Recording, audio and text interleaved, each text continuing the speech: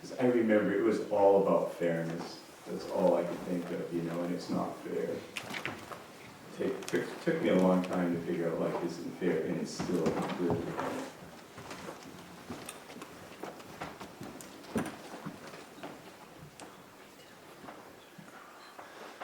So I was born with the knack. And I'm sure a bunch of you have children that have the knack. What it meant is, as soon as I could like grab something coherently and twist it, I was taking it apart. So my earliest memories are of one of those flasher lamps, you know, that they put out, you know, if there's a hole in the road and they put a sawhorse there so you don't drive on it and it blinks at night. It's about this big around and it's orange. And somehow my parents had one of those and it flashed. And I thought it was the most cool thing ever, but it didn't take me long till I wanted to figure out what inside it was making that flashing thing. And I had a little hammer in my toolbox, and I didn't know how to do screwdrivers yet, and it was screwed together. So I hammered and hammered and hammered and hammered on that until I had a hole in that orange thing, and I could reach in there with my little fingers and get the bulb out. And I was so happy. But of course it didn't flash anymore after that. And a little bit older, somebody gave me a pop gun. You know, the kind where you go like, and you put the little cork in the end with the string on it, and then you know, like aim at something and pull it, and it goes pop, and the little thing goes zing, zing, zing, zing, and then you do it again. And I got that in the morning, and I did about 10,000 pops, and then it was after lunch, and then I had to figure out how it popped. And I remember going out with a couple of tools I sneaked out of my dad's workshop and sitting under a cedar tree and working on that gun. And it was riveted together. But I was very determined, and I had a little hammer, and I had a flat-bladed screwdriver, and I got it apart. And there was a spring in there, and a little kind of thing with kind of a leather thing on it, and it was really interesting, but I could never get it back together again. Yeah, and so I think the crowning moment of my childhood having the knack thing was my Uncle Mervyn, and I hope to see him tomorrow evening. Who lives in Augusta, he's 85, but he gave me this amazing, it was like a Caterpillar bulldozer kind of tractor thing. And it had a key that you stuck in it and you wound it up. And then you could pull the little lever on the side and it would go roar, and it would crawl across the floor on rubber tracks. And not only that, there was a smokestack. And smoke and fire came out of that smokestack. It was amazing. And it was kind of a light green with black rubber tracks. And the key was silver. And I played with that and played with it, I think for 2 days, before I had to figure out where the smoke and the fire came from. And I went to my mom's sewing machine box, and she had the big screwdriver and the little screwdriver in there. And I took it up to the attic. It was a really nice attic in our house in New Glarus with steps that went up and little windows so there was light, and nobody bothered you there. You know, you could really focus. And I was able to sort of bend those little tin tabs up, you know, all the way around and get the rubber things off. And then finally, like a whole side came off of that bulldozer. And then the other side, and in the middle was a clockwork. And that had little tiny screws in it, and a little screwdriver worked. And I kept working on that, and all of a sudden it came apart, and there was this big spring in there, and it went shwang! And all these beautiful little brass ears came out of it. I mean, they were just gorgeous. You could like spin them in your fingers. And down in the middle of that was this wheel, and it had a flint thing on it. And you could hold it, and you could give a zing like this, and smoke and fire would come right off of that. And I was so pleased with myself. I took it and showed it to my mom, and she said, "Where did you get that thing?" I said, "Well, in the middle of the bulldozer." And she was just like, "Oh, you know, another beautiful toy." I was like, I'm going to put this together, and I worked all afternoon. and I could get the gears all lined up. That's like 3.5 or something. And I wind up that spring, and I did it, and it just like so close, and then it was just like zrang, and the gears would go everywhere.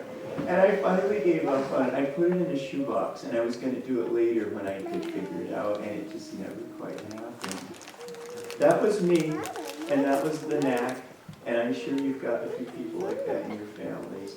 And I'm just going to encourage you because I still have the knack, and I grew up. And now, you know what? People pay me to find out where the fire and the smoke is coming from in their tractors. And I get it all apart, and it's like, look, zing, yeah, right here it is. And then they pay me to put it back together again. So it's a good life. And your son or your daughter with the knack is going to be all right. So don't despair. When I was a little boy, I wanted stuff that was shiny. And I have to admit, I like my phone a lot because it's a shiny phone. It's black and shiny. Oh, you know, it just makes me feel good to hold it and upset. The first step of getting over this is admitting.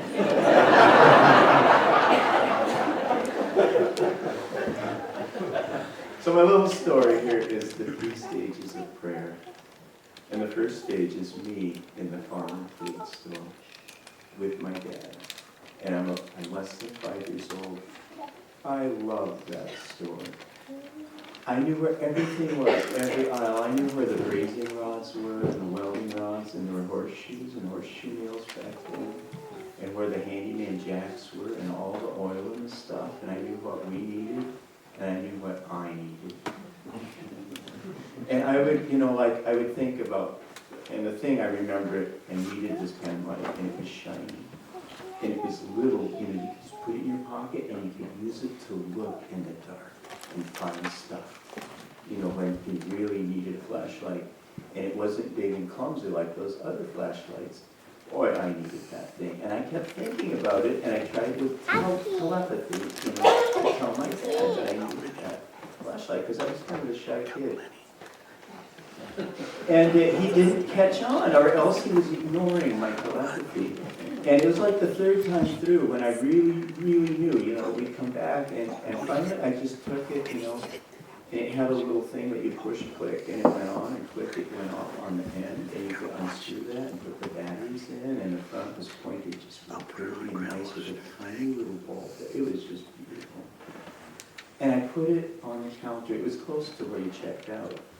And he looked at it and said, "We don't need that." And I started crying. It was like my last line of defense. It was all right. Put it on there. It's 99 cents or something. It's going to wear out really fast. And I was like, no, this is the perfect flash. It'll last forever. And it's kind of like, it didn't last more than about a day, obviously. I had to figure out how the clicker worked. But that just focused. I need this. Please, God, give me this flashlight. That's like the beginning of prayer. I can't get it by myself. I don't have the money. Dad, God, give me this flashlight. You recognize it. We all pray like that sometimes. Well, that's not the only way to pray. There's other stuff that comes up, and usually when you're a little bit older. So that was 5. Now go with me to age 17. It was my first trip out of the country. I got to go all the way to Honduras, and it was with the Sam Hostetler family. And Sam and his family were taking 2 ancient, worn-out school buses down there, and they were going to make a little money to pay for the trip and sell them as city buses in Tegucigalpa. And they invited me to come along, because they needed some, they knew there was a little bit of a mechanic, I had to know. And they kind of thought the buses might have problems, and sure enough, they were right. So we rode all the way down there, and It was kind of like modern mission trips, you know, where you get your youth group together and you raise some money and then you go to Thailand or somewhere and, you know, you go out on witness and stuff, except there were a lot more variables in this one. And not nearly as much planning. We spent, I think, almost a week on the border in Brownsville waiting for license plates to be sent down from Missouri because they didn't believe in those temporary paper licenses that were on the buses there. We couldn't go there. So we had fun trying to figure that out, and we learned that it is illegal in Texas to sell license plates, even off of a salvage car. We tried. We tried. We had to have them shipped. Never mind that they were for the pickup truck and the van, the minivan. Life isn't fair. So we gradually got down there, and the one bus broke down in Guatemala City. We spent a few days there. That was a good place to break down. There's a lot of interesting stuff there. And then it broke down just outside of San Pedro Sula again. So I got lots of knack. I could exercise my gift. And when we finally got to Guatemala, it was absolutely wonderful. It's like this little Amish community that went beachy, you know? And they were all about putting motors in stuff. And I was like, this is me. And I played soccer, and I learned some Spanish, and I found out what mangoes are. They are amazing. Ate a lot of those. And there were young people there. To the mechanics here, I made head gaskets for a V8 engine out of sheet asbestos gasket material, and it worked. I mean, who would have thought? And I was kind of a hero because, I knew how to get the fire and the smoke out. So all this fun, and you have to know that Guaymaca is down in a valley. It's kind of a fertile valley, and on each side, it's maybe 18 or 20 miles wide. The mountains go way up, and they go up and up until they're mostly in clouds, and it's almost like a rainforest up there, just foggy in the top. And people talked about that, but nobody ever went up there. And directly to the north, behind the little village of the Guaymaca and the Amish Mennonite settlement there, was this extra tall peak, and they called it Mount Mosquito, I think. And it just always came out as Mount Mosquito to me, and there were a lot of mosquitoes.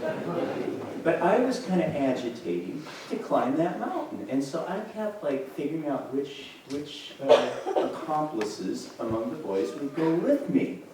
And finally one day we figured out, yes, we were going to go, and we got up early, and we had this little Willys Jeep, and we went as far as we could go on a little logging trail, and we had our little knapsacks with food and our little canteens with water, and everybody had a machete because you can't be a real man and climb a mountain without a machete.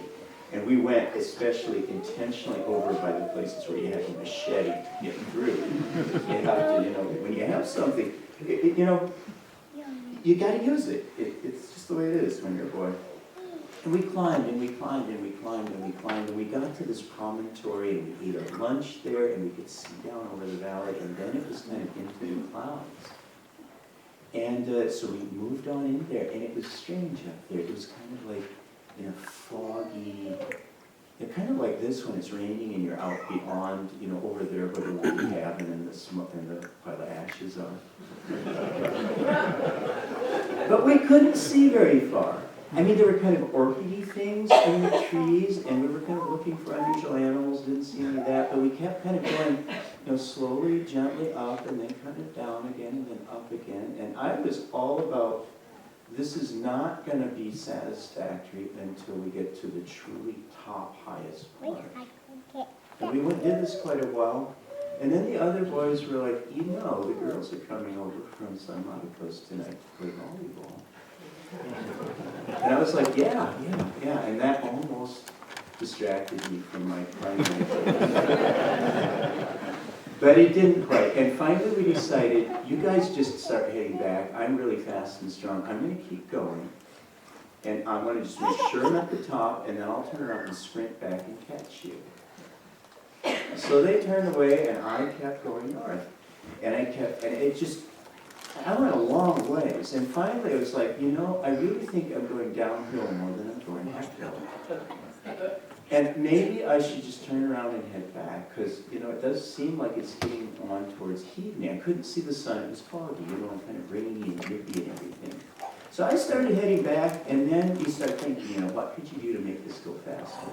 And I thought, you know, over to our right, down in beside the mountain a little bit was this stream, and there was a path down there. We could see people down there, way off down there. And I was like, if I got on that path, I could really go fast, and I could make it back in time for the volleyball game. It seemed like a good idea at the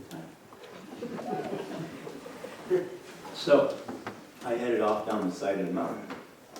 And I was crashing down there because it was getting on towards dark. And I knew if I got to the path, I could just keep going, even if it was dark. Didn't have my pen light, didn't have any light. So I came down there as it was just really getting dark, and I finally got to the water. I could hear it. I could hear the little creek, you know, kind of tumbling and crashing. And I got to the creek, and wouldn't you know, it was going in the wrong direction. It was going north towards San Pedro Sula. I wanted to go south. My creek was going south. And I realized I'd gone down behind the ridge. I mean, I was seriously in the wrong place. I wasn't lost. I knew where I needed to be. But I sure knew I had to go uphill for a long time before I could go downhill again. So I went scrambling back up that hill. And I worked, and it finally got so dark I realized this is dangerous. There's drop-offs, there's rocks, there's cliffs. And I'm probably going to die, and nobody's ever going to find me. And so I decided the only good thing to do was to stop and sleep until it got light again. And for some reason, I found this tree. I think we call them bio trees. They had huge roots that went way out. And I kind of like poked around with my machete between two roots to make sure nothing was in there, and kind of maybe with some dry leaves. And I sort of squatted down, sat down into that little crevice there. And for some reason, I was thinking about those big snakes that come, you know, and they just like open their mouth and they just kind of like swallow you and digest you all in one piece. It was not a comforting, you know, way to go to sleep. And it was before I had made peace with snakes, you know. Now that wouldn't bother me. But at the time it did. And so I chucked my machete right down in the ground in front of me with the sharp hook side pointing out. And I thought, you know, I'll at least give it something to think about as it sort of works its way up my leg. And I was there, and I remember actually being scared. You know, I kind of like freaked out a little bit. And I was just like, God, please help me. I'm in trouble, and I can't do this. And I'm scared, and you know, I want to get back. And never mind the girls in the volleyball game. I just want to get back. That's the second stage of prayer. We've worked our way from gimme to help me. And I did wake up, and the moon had come out, and the clouds had cleared, and it was in the middle of the night, and I was rested. And I got up, and I slowly worked my way up, and as the dawn sort of came, I got back to the top, came down, and then I did indeed go down and follow the path that I met. I was very determined, if a little misled. Which hand is it in? And I got all the way down to where we parked the Jeep, and of course it was gone, but I saw tractor tracks, and they were going up the mountain, and there were no tractor tracks coming down, and I knew my friends were out looking for me. So I followed the tracks on up as far as the tractor could go, and there it was, this little old beat-up 5506 Deutz. And I kind of peered up the mountain, and I could see the tiny little, like, colors of my friends' jackets, and I could hear the tiniest little, you know, kind of oozing and echoing down the mountain, and I yelled at them, and they wouldn't shut up, and they couldn't hear me. And they had hidden the key for the tractor, so I couldn't honk the horn. So I figured out that I found a piece of wire in a little box, you know, and I got the hood open, and I like short-circuited the horn and honked 3 long honks, and it was a loud horn. And they quit yelling, and slowly the little colors came on back down the mountain. And they all came around. It's like, LeRoy, where were you? We were so worried. And we decided that if anybody found you, they should honk 3 times. So that's why we just stopped and came right away. So it ended out pretty well there. And we did get to play some volleyball eventually, but not that day. So that's the second stage. Okay, let's go to the third stage.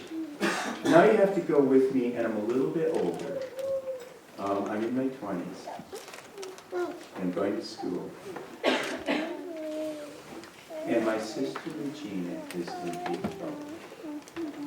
You have to understand about my sister Regina, she was, see, it was me, and then it was Rose, and then it was Miriam and David, and that bunch, we were all like close spaced, you know. So we were equally competitive, and we tattled, and we fought, and we were just in it, you know, because we knew that it was a zero-sum game, and if I didn't get 25% of my share really fast, the other 3 were going to get it, you know.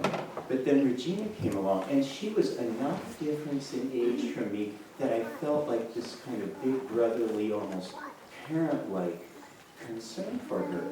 And I carried her everywhere, and I called her Gina Babe. And I made sure that she got, you know, what she needed, and that the other children didn't pick on her. And we loved each other. She was almost like my child. And she was one of the happiest children, and she started singing before she could talk. And by the time she was a couple, 3, 4 years old, she knew every song in the entire Christian hymnal. And she would sing them all back to back if you didn't stop her. And I remember, you know, in our family we had these little Christmas things. And it wasn't, you know, a big deal because some of our friends were like totally against Christmas, maybe even against Christianity. But we did draw names, you know.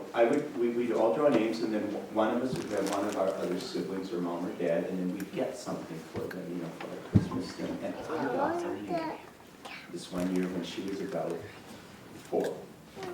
And I reminded her exactly what she wanted and what she was going to get. And I had saved up some money by hoeing thistles. I got a penny a thistle for hoeing thistles, and there were a lot of thistles. So I had a lot of pennies, all written in my mom's little notebook. I never saw the money. It was kind of like Bitcoin. I'm not sure. I think she still owes me money.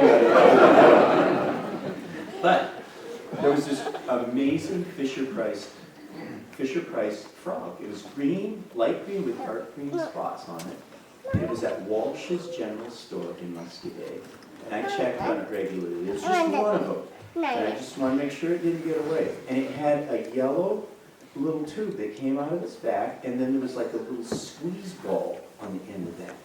And you could like do it. You know, you could get on that squeeze ball, even though it was in the box, and you could squeeze it. You could hear this was going to be an amazing toy. I mean, you'd squeeze it, and the whole frog would just go like, and make this funny kind of vaguely frog noise, you know, and it would hop along a little bit. Oh my goodness, I spent like $6 for that. It was like a whole summer's worth of hoeing, 600 thistles. And she loved it. And we made that thing go until the squeeze ball wore out, and my mom was still saying.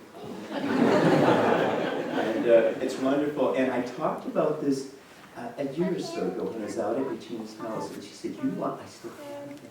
And she got it out, and it was just as amazing now, 45 years later, 55, that it was then. But the whole yellow cord and the squeeze thing didn't work. I blew on it, and it still goes, but you know, you can't really do that.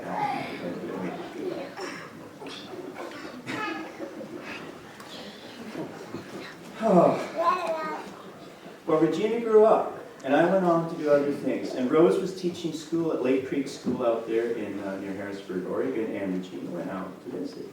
And she was about 13. And she took some time off from school. And at our school, you know, in Williams, Missouri there, softball was a great privilege. And you went out and you stood up and you were counted and you swung the bat and you ran and you did it, you know. There was no like, oh, maybe I don't want to. I mean, we were very suspicious of people like that. So Regina came out there and she brought her batting glove along because, you know, she knew there was going to be competition and she was ready for it. And she had, she got out there and those 7th and 8th grade boys, they were kind of like, nah, you know, softball, whatever.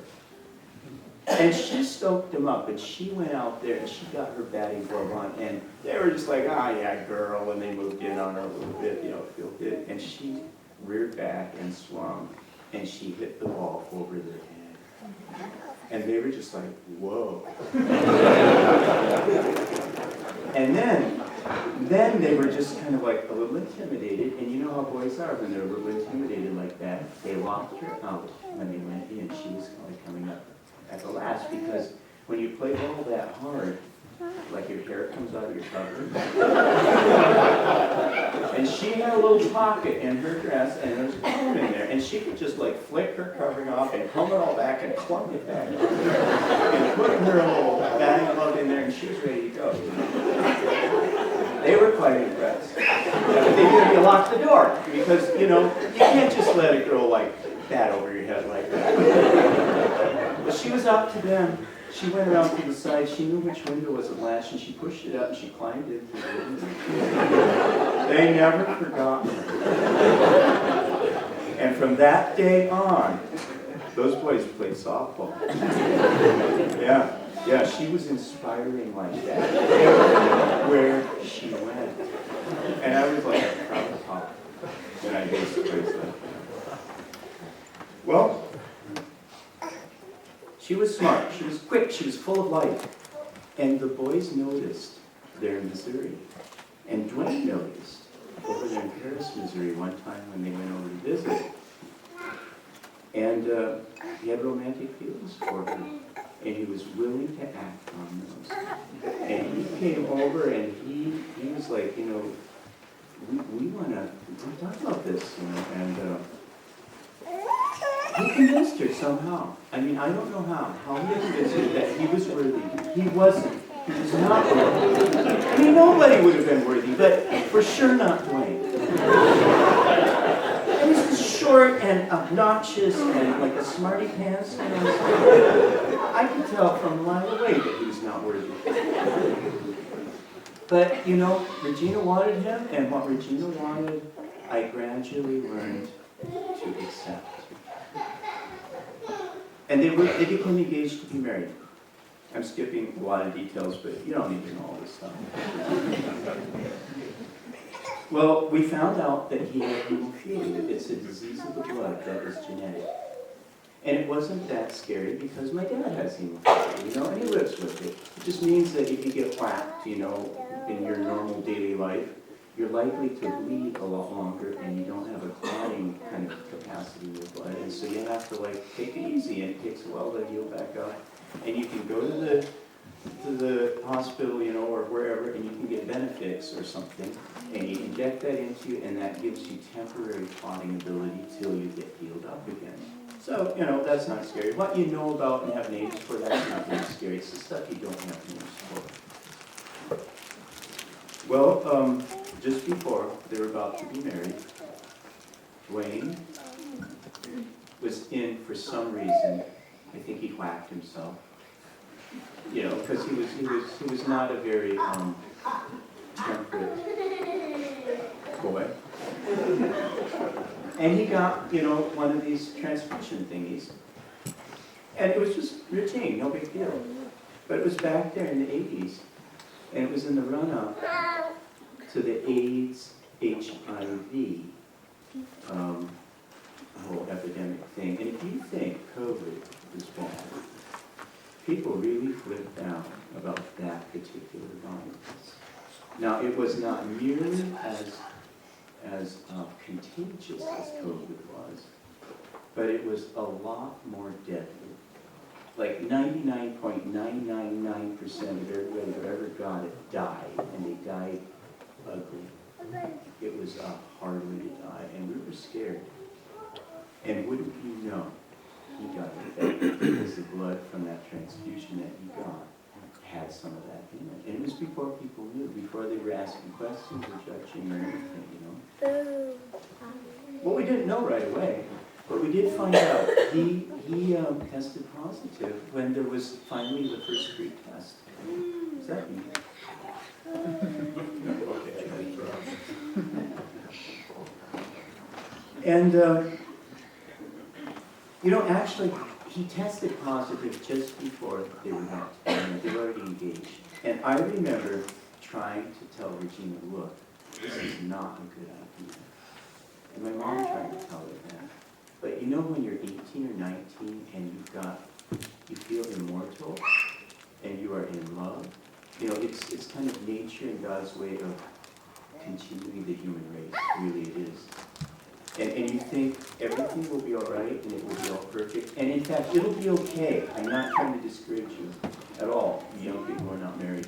I'm trying to encourage myself too. But it can make you blind to some really harsh realities. And most of the time it's okay, and sometimes not so much. She was determined to marry because she had committed, she'd said she would, and she loved him. And they married, and it was not the happiest, most joyful marriage ever, because some of us were feeling like we're going to have some really hard tribulation. Because we love these people on both sides, and this is going to be hard. And it was hard. They had a little farm there. They were making payments and playing like pigs, and so he had some Milo, and he had these pigs. And he did the best he could there. And for a couple of years, they said not to have children because they were afraid, you know, the children, if they had children, they'd have HIV. You know, that was of concern, but no, really.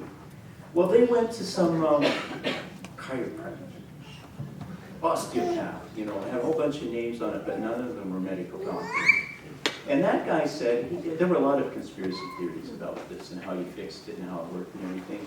And he said he has figured out a therapy where you can actually heal people who have this. And he convinced them because they wanted to be convinced. Kind of like Eric was talking about, you know, if you have an idea, you go to the people that kind of support your idea.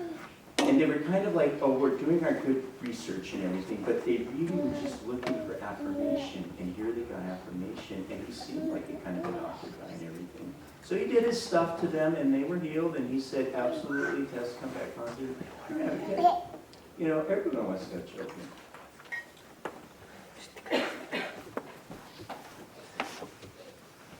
Sarah was born, and 2 months later, Tony died.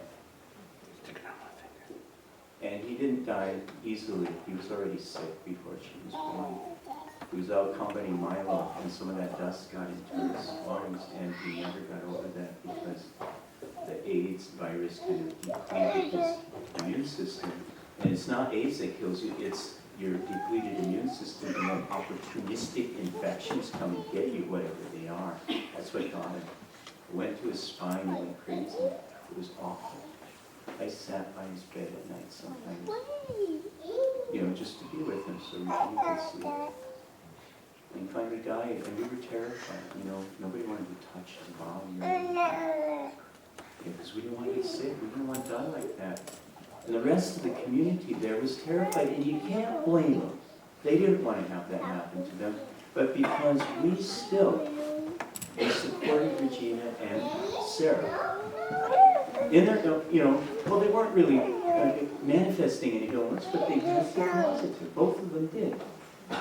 We kind of closed in as a little family, and we did stuff together. And we were sort of separated out from the rest. They didn't want to get sick. We can't blame them. But, you know, things like, you know, back then it was a really big deal to drink with a holy kiss. You know, no kissing our family. Washing feet at communion, or taking communion, you know. We had to do that separately.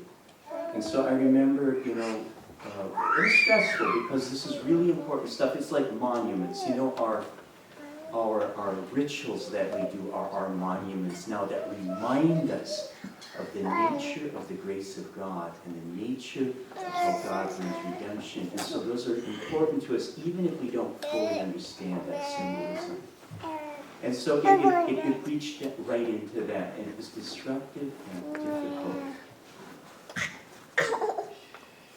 But our family was close, and we got closer through that experience. Okay, I need to move this.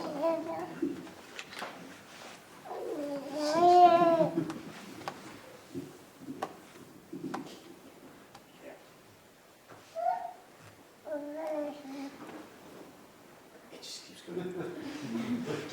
It'll work. Our family was always pretty close because we moved around and because, you know, my mom and dad had left the Amish, gone to those Mennonites, you know, first in Muscatine, and then we moved again. And so we were kind of isolated from the rest of our extended family, so it was important that we looked out for each other. And we liked doing things together, and we're competitive too. Remember the first 4 there and 25% each? So we had some rules in our family, you know, any games of chance were kind of frowned on. And, you know, like, because it's too much chance, you know, and back in the day, it was like nothing with dice even, you know, it was kind of strict. We were not as strict about that anymore then, but Scrabble was a game that didn't have dice in it and didn't have much chance in it that we could tell. There is actually quite a bit of chance involved.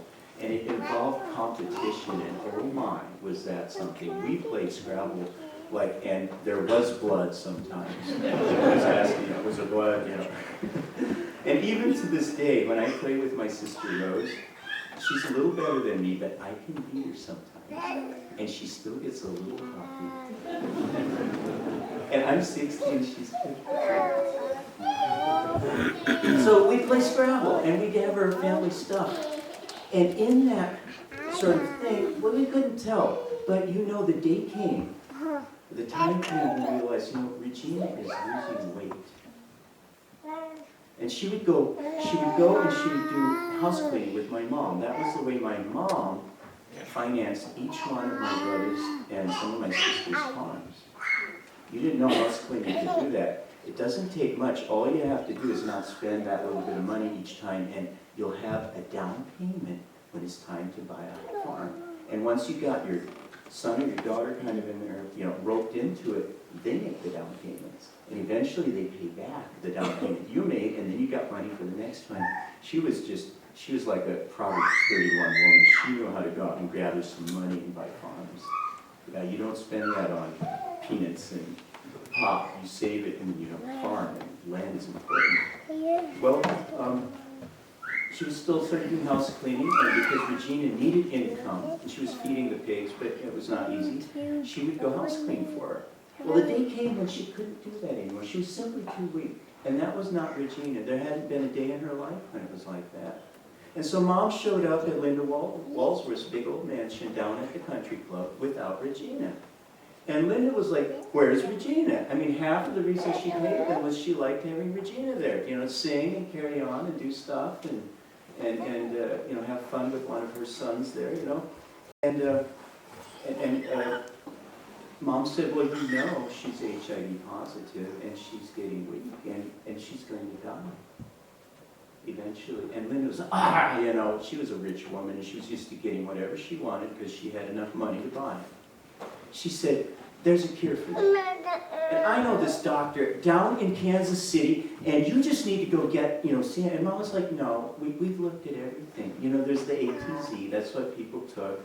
And it had horrible side effects, and it made you live just a little tiny bit longer, and then you died. Just this. And we weren't really into that. But while she was cleaning house, Linda called her doctor friend in Kansas City and made an appointment. And told my mom and gave her the thing. It's like, you've got to go see. And Mom decided, well, we'll see if Regina wants to, and why not? It wouldn't hurt much, and you kind of want to go to Kansas City anyway. There's fun stuff to do there. There's the Nelson Atkins Museum, you know, for instance. So that's how they went down there, you know, a week later. Talked with the doctor, and the doctor said, you know, you're right. There isn't a whole lot of hope. There's not much going on. But I just read that over at Children's Mercy Hospital, they've got some kind of a small group study going on with AIDS patients. Why don't you go over there? I'll call somebody. And so they went over there and they talked with the nurse, and she said, yeah, there's this program. And it's full right now. You know, we need 15 people. You know, the drug is not yet approved, but it was a drug that Dr. Hill was working on. And, oh, well, that's interesting. But I'll take your name, your number and stuff, and, you know, if something comes up, we'll let you know. Somebody died in that small group study, like in the next 2 weeks. It's just too far gone. And so they called and they said, Regina, come down right now. We'll fill out the paperwork. And she came down and she did that. You have to understand that she was really, really skinny. And she was really weak. And just before this all happened, one day, she came over. She was still living on the little farm with Sarah. And Sarah was just like, maybe 2 years old at that time. And she said, Mom, we have to talk.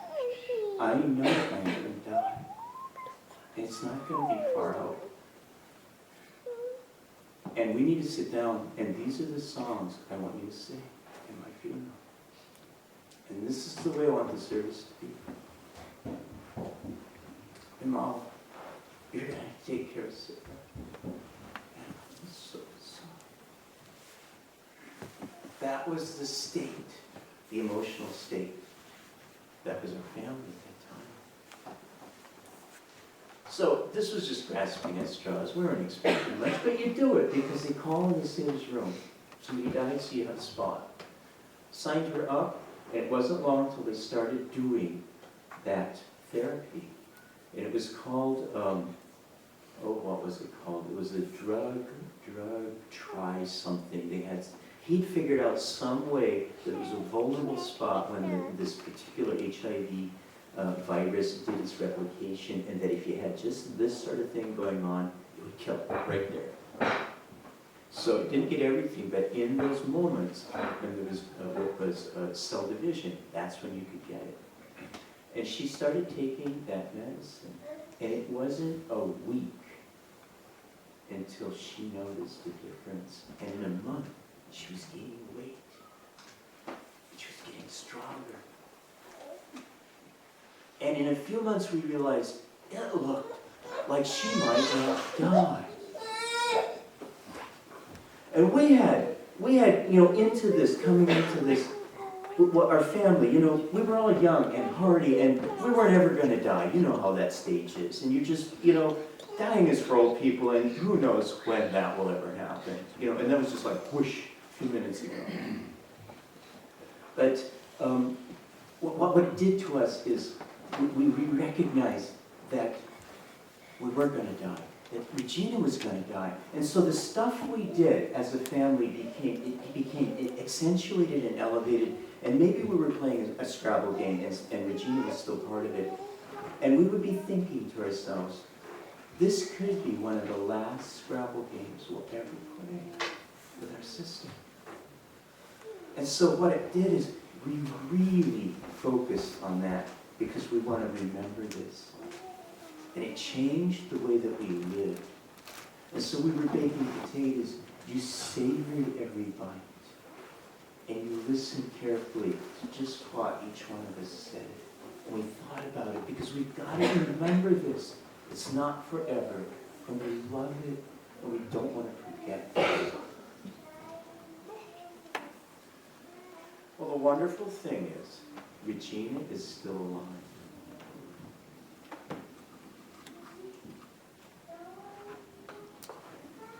And that her life is still going on and is touching a lot of people. Sarah is still alive. And wouldn't you know, one of those boys, he lived in Fort Shaw for a while, but he also noticed Regina and how hard she could hit a softball. And he remembered long afterwards, and when he heard that she was a widow, he showed up. His name is Trevor Gerstein. And we tried to beat him away. Almost literally. It's like, leave her alone. We had some bad associations with romance at that time. And in fact, his parents were totally dead set against him even coming close to Regina. And I remember once they called me, and I was like, we're on the same team. What can we do to get him out of Missouri forever? But he was very determined, and he was focused, in that kind of way where if you're focused on your most important goal, you're very likely to get it. And he kind of proved to himself, and he ended up marrying Regina. And he had a lot of stuff to learn, but he's turned into one of the best fathers I have ever met. Really to learn. He wanted to adopt Sarah, and Sarah, I think she drew blood quite a few times on him. She was not about to be adopted, and she was only like 2 years old.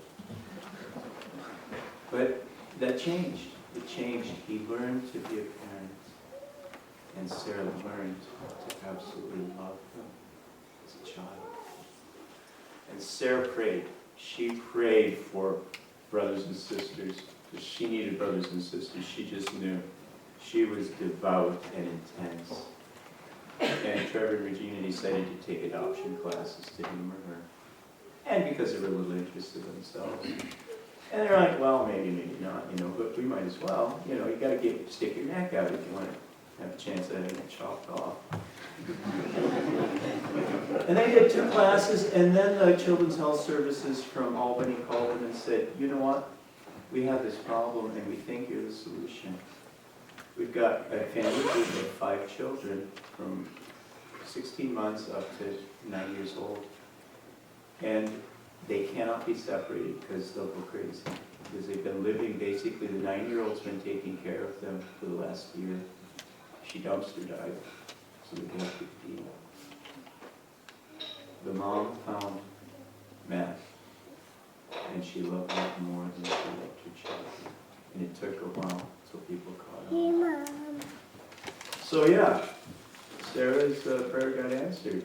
5, go down, And it was more than they wanted, more than they expected. But I talked with Regina a few weeks in, and she said, I love these kids.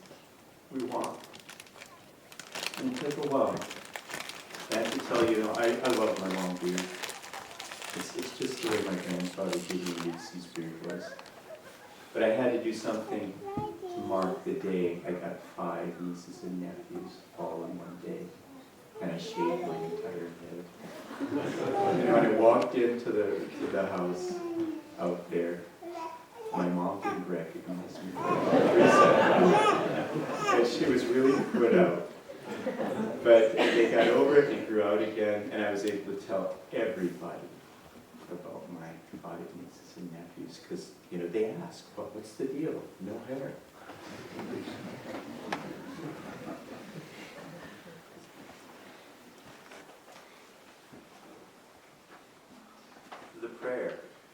The prayer that came out of that was thank you. Thank you, God, for each day, for each minute of this wonderful, exquisite, spine-tingling privilege of being alive with my people and thank you. That's the progress I wish in every one of us. Sure, there's the Kimmy, and sure, there's the help me. But the level of prayer that we aspire to is thank you, because we are so richly blessed. We have meaning in our lives. We have people who love us. The universe has love in it as the most powerful force ever.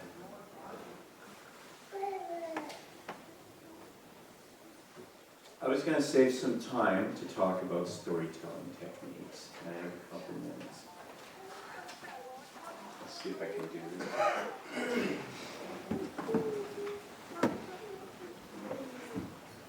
Long after you forget the words that I say, you will remember how I make you feel.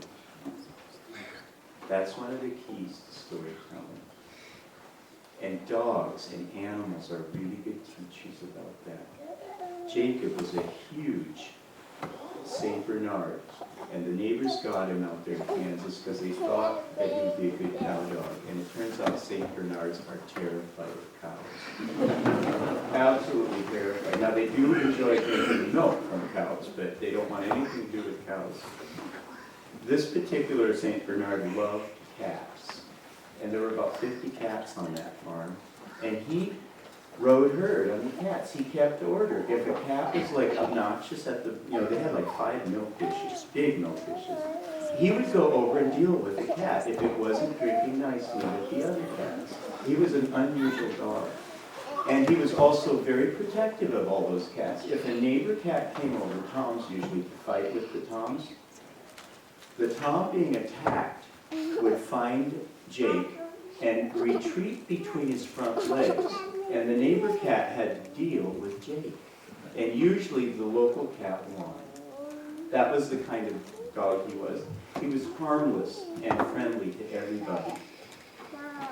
Stephen was the most obnoxious little neighbor that that farm had. And he was about this tall, and all he could think of was being mean to people. You know, and things, and animals, you know, anything he could pick on. And when he'd come over, he, you know, whatever day it was, he decided it would be fun to pull Jake's tail. And he just kept doing it over and over and over again, and all of a sudden, something snapped. And Jake was like, I've had it.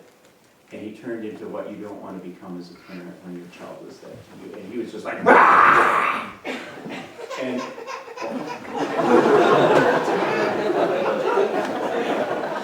he's going to be scarred for life.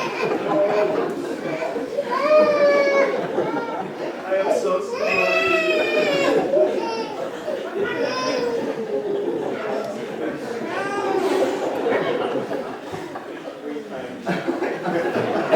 You can send me the bill for the Oh dear. Jake chased Stephen back into the pickup truck that he'd come into, and he couldn't come out the rest of that day. And not only that time, but every time for the rest of Jake's short life. Whenever Stephen showed up, he was not allowed out of the cab of the truck.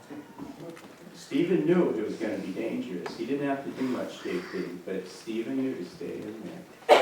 That dog maybe long forgot exactly what Stephen did to him, but he sure remembered what Stephen made him feel like. We're like that too. So set a tone, and it'll last forever. Storytelling is a little like that. We've talked about filling buckets and lighting fires. Storytelling is good for that. It can inspire a child or an adult for an ideal somewhere out there. And it can do an amazing, miraculous thing in which you don't have to come along and say, it's good for you, keep doing it, come on, let's learn whatever. It will pull your audience, your child, whoever it is, in the direction that you can set them on. So what are some little things? Just little tips. You know, you got your great stories and you want to start creating them. Just talk to children. Children are very gracious and patient, and they will correct you whenever your story is wrong. Because if you say a story the first time, that is the right way to say it. And if you miss something or say it different, they'll point it out right away. They have good memories. Edit yourself. Really the difference between a good story and a bad one often is you've just got too many details and too many words. Now we use details to make it vivid and real, but too many details don't work. They bog it down and it goes too slowly, and we want to keep moving along. And you should also have a good night's rest. I think I was a little bit tired for one of those stories, and it went too long. And it's like, you know, this is a little bit too much of a lullaby, and we don't have lullabies. I mean, we do, but not. Yeah. So here's the point. If you have a child that won't go to sleep, add details. Add details. They will fall asleep. They will help it. But if you've got an audience that needs to stay awake, then be very intentional about those things. And the best way to do it is just practice. And notice, you can say, if you look at people, that's the fun part about telling stories. I can look at you and it's not weird. You know, or you. And do it, you know, like for an hour. But if you just stare at somebody and don't say anything, like that creeps them out, right? So, you know, it's a little fringe benefit. Be a good student as well as a good teacher when you're telling stories, because you are teaching when you're telling. Lead by example. Sammy told me an amazing little story. He went to an Anabaptist financial meeting, and he was wowed by an Amish deacon who spoke there. He said he just exuded integrity. Like it wasn't fancy, it was not slick. But the words he spoke were to the point, and you could just tell that this man lived what he taught. And he spoke it in an ordinary, common way that it wowed Sammy, it wowed everyone else that heard him. If you can do that, your storytelling will improve. So live your life so that it is what you speak. You know, Elie Wiesel, he's Jewish, and he escaped with his life just from concentration camps. At the end of World War II, he lost his whole family. And he said a lot of stuff, and a lot of it's really dark, but one of the things he said was, in moments of great grace, words can achieve almost the stature of deeds. That's what we're trying to do when we tell stories. We know it will never be as powerful and as earth-moving as a good deed, but it can almost get there if grace, if it's soaked in grace.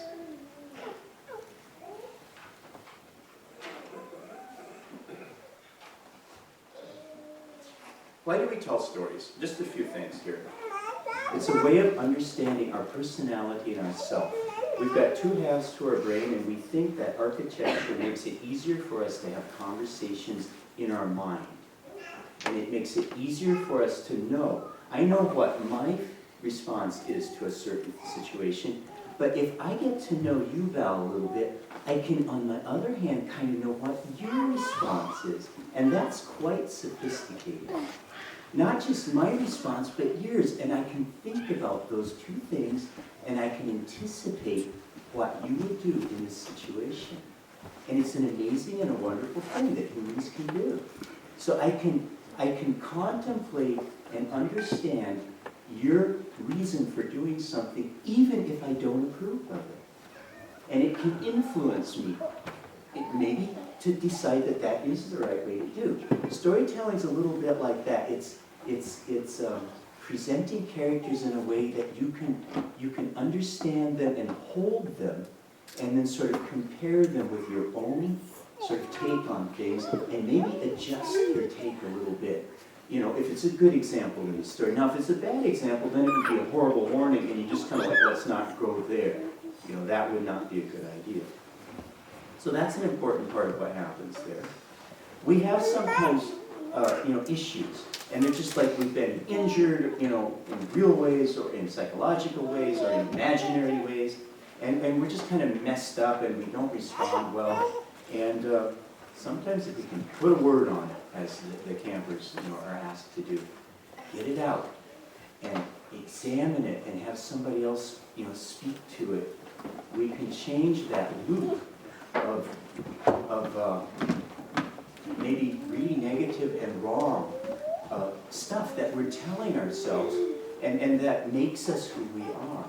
So it's a way of healing problems inside of us, and maybe adjusting them so that we have a healthy and a proper understanding of who we are, and then we can love our neighbor properly as ourselves. First, we have to be able to love ourselves in the right way to do that. We transmit culture through stories, and we're telling stories and we're absorbing stories all the time, whether we recognize it or not. Every ad is a story. Every sort of thing that people do to influence another person, that's a story. This is kind of a story right here. You're influencing your children, or bringing them here, and having kind of joy and energy and social life happen all around the idea of we are the Church of God here. And that's going to sustain them long after you leave this place. Those ideas of who they are and the stories that they learn from each other and from you and from all of the postures of reverence and of care and of love that you make. They're watching you. I talked with Mrs. Sammy yesterday, and she said she remembered my mom. And I asked, did my mom talk to her? And she said, no, I was just a little girl. But I thought she was just amazing. I thought she was the most gracious person I'd ever met. And she was neat as a dot, I think you said. And I wanted to be like your mom when I grew up. My mom was really pleased when I told her that this morning on the phone. She didn't know she was telling a powerful story. We are doing that. We're influencing people. We're developing desire that is shaping an entire life. You haven't seen my mom for what, 50 or 60 years? And she changed your life. We are all doing that. Take courage, stand up straight. You're an influence, you're telling a story. That's why we're concerned about this. Stories teach spiritual lessons. A lot of the ideas of spirituality are, well, they need metaphors because we can't really illustrate them or illuminate them well. So we give a story as an example of what it means to be faithful, of an example of what it means to be redeemed. How do you describe redeemed without a story to go with it? It's not easy. And stories have things that we can see and that we can taste and that we can smell and touch. And a good story will invoke all of our senses. And it's harder to forget because you're experiencing in your mind that smell or that sound. It may not be healthy, and your son's going to have to have to work through that. But it's not always perfect. That's why we have to have forgiveness and apologies and stuff.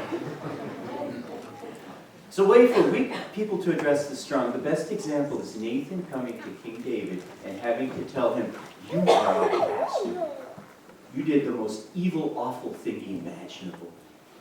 Now, if Nathan would have just come out and said that after Uriah was killed and after Bathsheba was seduced, it wasn't even that it's raped. She had no voice in the matter. He was the king.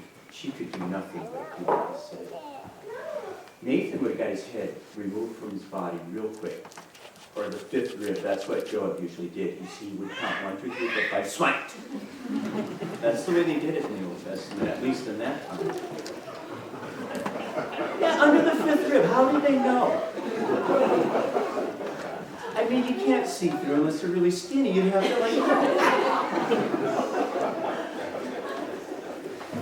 He told a story. There was this certain poor man, he had a pet lamb, and the whole family loved it, and it was their only lamb. And then there was this rich man with thousands of sheep. And somebody came to visit the rich man, and the rich man said, I need a sheep to kill for my guest. Oh, kill that little pet lamb. Every one of us rises up in indignation. That is so wrong. Even King David did. That's when Nathan snapped the trap and said, you are the man. That's storytelling. It saved Nathan's life, and it saved David's soul. Powerful stuff. We're wired for stories. We're hardwired for it, and they delight us. And children are the best example of that. That's why it's worth learning if you don't. We're in a stage in our society where it's easy to neglect the skills of storytelling because we have professionals, and we record them, and we video them, and then we watch them. And we're really good at enjoying and watching good storytelling. What I want you to recognize is we're called to learn to be storytellers. Because we are, let's get good at it. Up our game. We have stuff to teach the world about childcare, about families, about rearing children, about godly homes, about how communities can be healthy and wealthy and wise. And we want to be good at that. Storytelling skills are like tools in my toolbox. Now I know I tell my students this, the most important tool you will ever have is the one that's between your ears. Don't neglect it. But we're going to give you a box full of other tools. Use them well. Use them to further good things, to further the kingdom.